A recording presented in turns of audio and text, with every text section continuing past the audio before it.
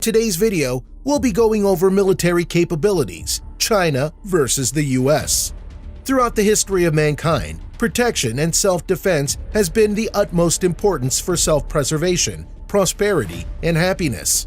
Humans have had the capabilities to use tools and innovation to enhance instruments of protection, and the military plays a vital role in the protection of families, ideas, freedoms, and nations.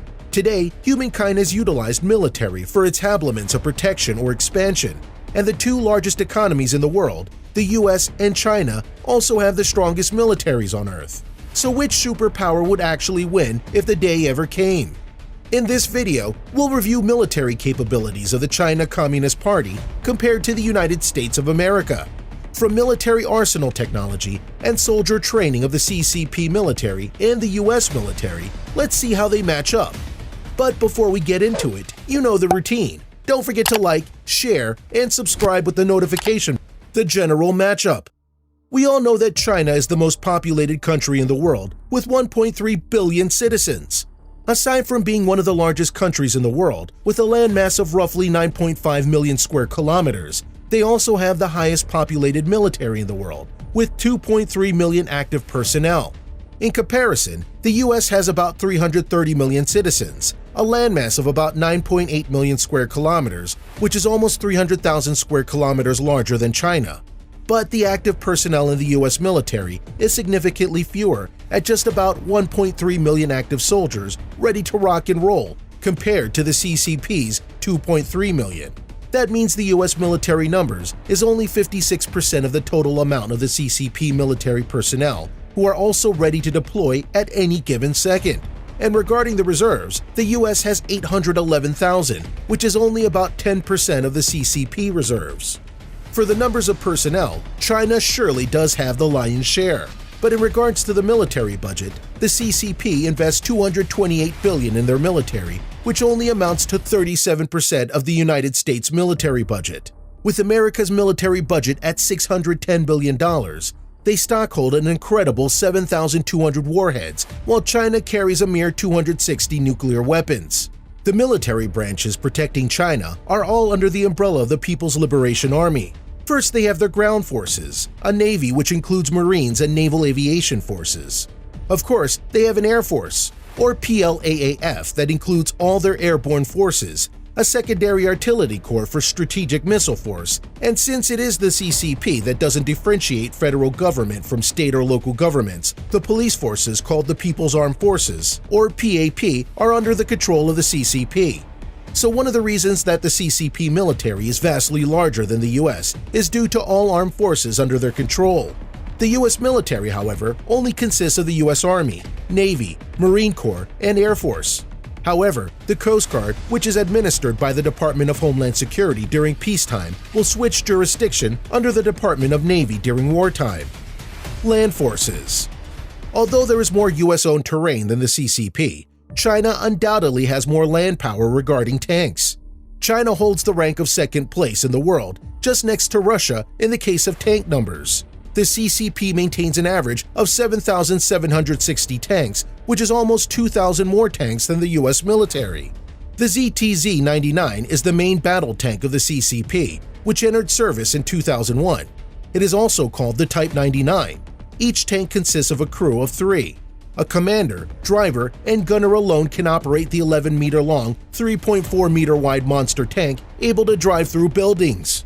Manufactured for the People's Liberation Army, PLA, by China Northern Industry Corporations, the ZTZ-99 is a third-generation battle tank, and due to its high cost at $2.5 million each, it was built in small numbers. In comparison to older Chinese-made tanks, the MBT has improved capabilities in terms of protection, power, and mobility. The ZTZ-99 was made to compete with Western tanks and still be financially economical. It's stereotypical, but true in this case. A Russian 125mm gun with an autoloader, built in 1990, was the earliest known prototype, called Type 90. After PLA's observation of the Gulf War, PLA realized the ineptness in design in comparison to the Western's MBTs. So several improvisations led to the redesigned Type 98. So in October of 1999, during the Chinese National Day Parade, the Type 99 was unveiled. And of course, Type 99 is similar to the M1A1 tank and the Western Leopard 2. Western influences have been noticed in the angular welded turret design. Ranked number 10 on the list of best tanks in the world is the VT4 3000. Formerly known as the MBT 3000, is a third-generation tank designed and manufactured by China North Industries Corporation, Norinco, and is popular for export markets. The tank entered service with the Royal Thai Army in 2017. The main battle tank is armed with 125mm smoothbore cannon capable of firing APF-SDS rounds, heat warheads, artillery, and guided missiles. The secondary armament includes a remotely operated 12.7mm anti-aircraft machine gun and a 7.62mm coaxial machine gun, so this tank can do some hefty damage. The US Army's best tank is the Abrams M1A2. It's second on the list of the best tanks in the world, next to the German Leopard 2A7 Plus Germany. The Abrams M1A2 is a combat-proven main battle tank developed by General Dynamics Land Systems, and the US Army primarily keeps it for itself. This tank was designed based on the experience gained from the performance of M1A1 and incorporates new technologies to deliver superior firepower and mobility, making it one of the best battle tanks in the world. The main gun of the tank is manually loaded, 120mm XM256 smoothbore cannon, which can fire a range of NATO ammunition that is used against armored vehicles, infantry, and low-flying aircraft. The tank is also armed with two 7.62mm M240 machine guns and a 50 cal M2 machine gun, and can store 42 rounds of 120mm, 11,400 rounds of 7.62mm, 900 rounds of 50 caliber ammunition, 32 screening grenades, and 210 rounds of 5.56mm ammo. The Abrams M1A2 integrates heavy exterior composite armor and steel-encased depleted uranium armor at the forward hull and turret to offer a high level of protection to its crew. The tank has a cruising range of 426 kilometers and can travel at a maximum speed of 67.5 kilometers per hour. Regardless of China's tanks or Americans' tanks, they are still only 39% and 32% respectively of the amount of tanks Russia holds. That makes it pretty much legit to say that no foreign country can conquer Russia. Air warfare. China has a total of 12,300 aircrafts compared to the 4,200 owned by the US. China has 1,150 fighter aircrafts compared to the 500 owned by the US military. However, the US takes the lion's share of multi-role aircraft, which is 2,200, compared to China only having about 700. And the US loves its helicopters, with a massive total of almost 5,000 compared to China, which only has about 2,000. In regards to attack aircraft, the US also beats China, as China only has about 300, whereas the US maintains close to 600.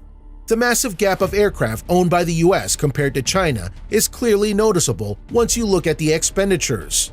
China only spends 35% of the total budget that US does for the US Air Force, which is another reason that the US has one of the best multi-role unmanned aircrafts in the world.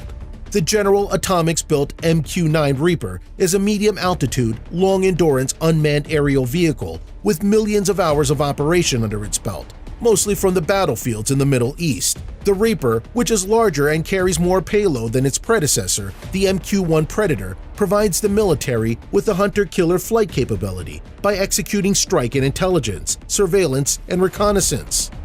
Navy. The United States has been the world's leading maritime superpower for decades.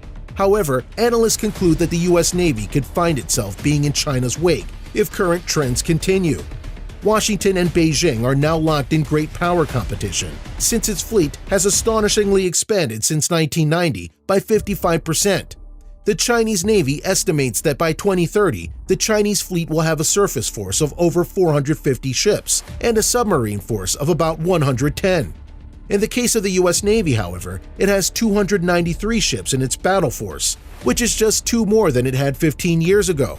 Even though China has the larger fleet, China currently only has 2 carriers. The Liaoning entered service in 2012, and the nation's first fully indigenously built carrier, the Shandong. The Shandong features some design improvements and may be able to operate a larger air wing of 40 aircrafts. By comparison, US Navy aircraft carriers are nuclear-powered. This gives them greater cruising endurance than conventional powered ships. Plus, they have a full load displacement of about 100,000 tons, can accommodate air wings of 60 or more aircraft, and launch their fixed-wing aircraft using catapults. The catapults can give aircrafts a range and payload capability greater than that of aircraft launched with a ski ramp. The PLA vessels lack catapults, launch fixed-wing planes, and still use an inclined ski ramp to launch their aircraft.